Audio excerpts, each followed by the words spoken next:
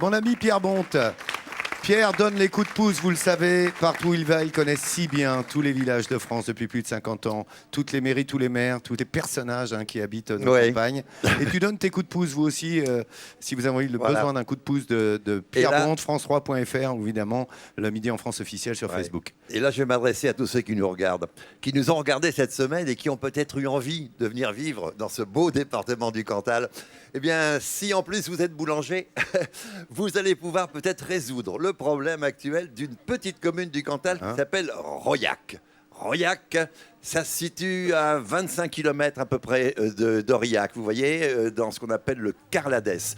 Ça s'écrit Rolac, mais ça se prononce Royac. C'est une très jolie commune de 400 habitants environ, avec, vous avez vu, sa petite fontaine, avec ses bistrots, ses 2 bistrots, avec son église romane en pierre du pays et qui est couverte en lauze également, comme toutes les maisons du village d'ailleurs, ce qui constitue une harmonie architecturale remarquable quand on a une perspective comme on l'a là.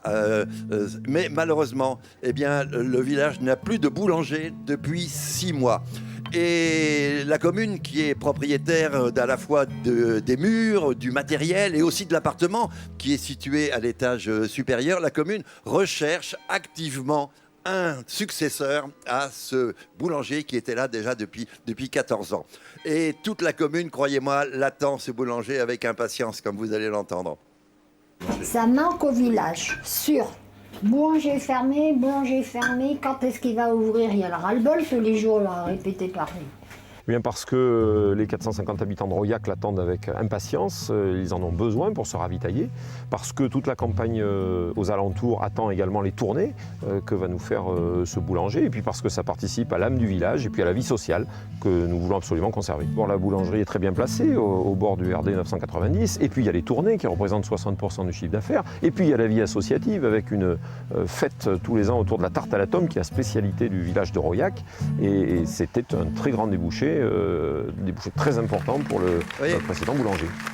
C'est le maire de Royac, là, Philippe Matière, qui vient d'intervenir et pour lancer cet appel. Et vraiment, il se met en quatre, si je puis dire, pour trouver son boulanger. Il propose des conditions de location très intéressantes, puisque les murs, le matériel... C'est ça, des avantages importants. Oui, tout cela pour 650 € par mois. Ça reste quand même, je crois, des conditions intéressantes pour quelqu'un qui a envie de s'engager dans cette aventure et de vivre dans ce village vraiment très sympathique, très festif aussi et très animé, toujours. Merci de t'en faire le relais. Alors, voilà. On te contacte, France3.fr. Voilà.